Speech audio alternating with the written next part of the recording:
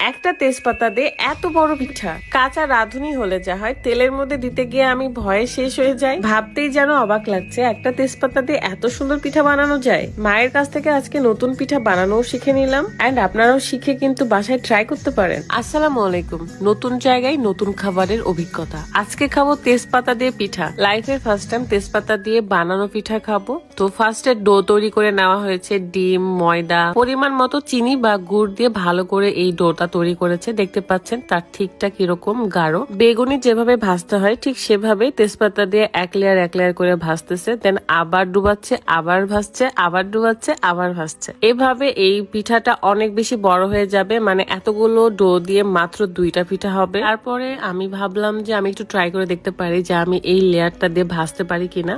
তো বড় তো এটাকে ভালো করে ভেজে নিতে হবে, তারপরে আবারও ডোয়ের মধ্যে চুবিয়ে তারপরে আবারও ভাজতে হবে। ফার্স্টে একটু ভয় করতেছিল যে এত বড় পিঠা আমি ঠিক মতো তুলতে পারবো কিনা। ঠিক মতো ভাজা হয়ে গেলে আমি এটা ডোয়ের ভেতরে ফেলে দিব, মানে ভালো করে ডুবিয়ে আবারও ভাজতে দিব। তো দেখা যাক আমি পারি কিনা। পিঠা আমার জীবনে এমন একটা জিনিস যে কেউ যদি বানিয়ে দেয় তবেই আমার খাওয়া হয়, তাছাড়া আসলে খাওয়াই হয় না।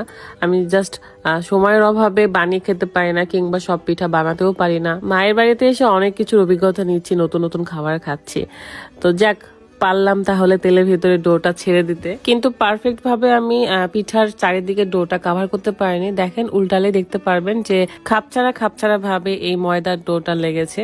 আজকে আপনাদের কাছে আবারও বিউটি পার্লার সেই কম্বোটা দেখাবো, যেখানে একটা ফেস ওয়াশ, ডে ক্রিম এবং নাইট ক্রিম রয়েছে। ফেস ওয়াশের ফ্যান ভাই আমি যেখানে চাই সেখানে এই ফেস ওয়াশ নিয়ে যাই। ডে ক্রিম এবং নাইট ক্রিমও সাথে থাকে। রেগুলার সকালে আমি ফেস ওয়াশটা দিয়ে ভালো করে ফেসটা ওয়াশ করি, তারপরে ডে ক্রিমটা ইউজ করি। তো চলেন, আজকে আমি আমার বান্ধবীকে ইউজ করাবো, কারণ সে একদমই স্কিনের যত্ন নিতে চায় না। তো আমি তাকে জোর করে যত্ন নেওয়াই। এই কম্বোটা ব্যবহার করলে আপনার স্কিনটা ব্রাইট করবে, সাথে হেলদি রাখবে এবং পোর মিনিমাইজ করে। স্কিনের যত রোদে পোড়া কালো ভাব কিংবা মেস্তা থাকে সেগুলো রিমুভ করে দেয়। আর এটা হলো নাইট ক্রিম, স্কিনকে দাগ মুক্ত এবং ব্রাইট রাখতে অনেক বেশি হেল্প করে। We care you Facebook page থেকে আপনার এই বিউটি পার্লার কম্বোটা পেয়ে যাচ্ছেন। পেজটা ক্যাপশনে দেওয়া থাকবে, চেক করে নেবেন।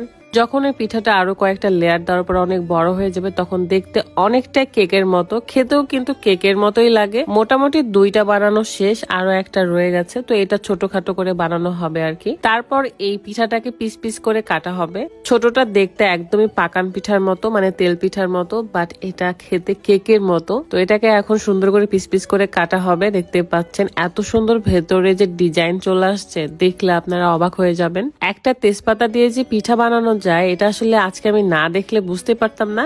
এটা আমি বাসায় গিয়ে ট্রাই করে দেখবো, এন্ড রাতকেও খাওয়াবো। দেখেন কতটা সুন্দর লাগতেছে, ভেতরে এত সুন্দর একটা মানে ডিজাইন চলে আসছে, আমার খুবই ভালো লাগছে। যেহেতু হালকা মিষ্টির এই পিঠাটা, তাই আপনি যখন তখনই খেতে পারবেন, মানে যারা মিষ্টি কম খায় তারাও খেতে পারবে।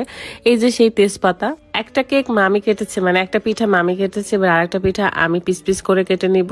আসলে মানুষের অনেক বেশি বুদ্ধি, সেই বুদ্ধি থেকে নতুন নতুন খাবার আমরা খেতে পারি। আপনাদের ভাইয়াকে তো আমি অনেক বেশি মিস করছি। এবার রাজশাহীতে যে আমি তাকে এই পিঠাগুলো বানিয়ে খাওয়াবো। আপনারাও আপনাদের বাসায় ট্রাই করতে পারেন, কারণ পুরো রেসিপিটাই কিন্তু আমি শেয়ার করেছি। এখন আমি পিস পিস পিঠাগুলো সুন্দর করে প্লেটে সাজিয়ে নিব। সাজানোর পরে এত সুন্দর লাগে দেখতে, খেতেও মাশাআল্লাহ অনেক টেস্টি, মানে পুরা কেকের মতো। ভিডিওটা লং করতেছি না, আপনারা সবাই অনেক বেশি ভালো থাকবেন। আর কে বাসায় ট্রাই করলেন এই পিঠাটা আমাকে কমেন্ট করতে ভুলবেন না। আজকের মতো বিদায় নিচ্ছি, সবাই ভালো থাকবেন, আল্লাহ হাফেজ।